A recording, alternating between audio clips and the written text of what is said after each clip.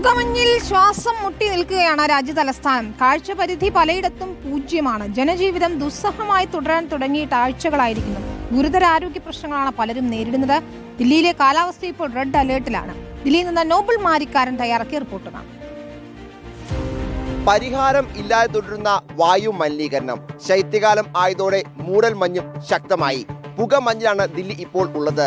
ജനങ്ങൾ വലിയ പ്രതിസന്ധി നേരിടുന്നു. The BJP government or any government who are in the power right now, they have to ask help from the China, because China also dealt with this same thing.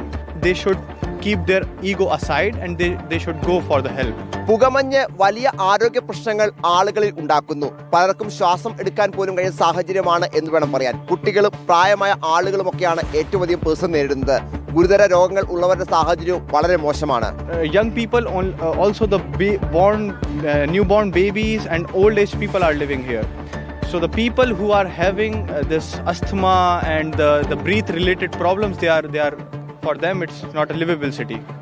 വായു ഗുണനിലവാരം 400 മുകളിൽ, താപനില 10-ൽ താഴെ.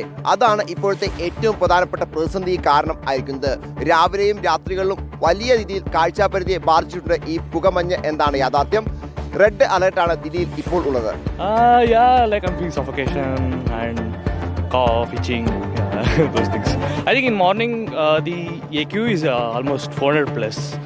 I'm first time in Delhi, so it's a bit irritating. പുകമഞ്ഞ് രൂക്ഷമായത് കാഴ്ചാപരിധിയെ ബാധിച്ചു.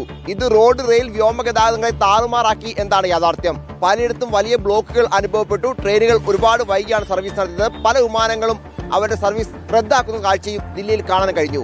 Video journalist Navas മണാക്കാരനൊപ്പം reporter Noble Marikkaran, in reporter, Delhi.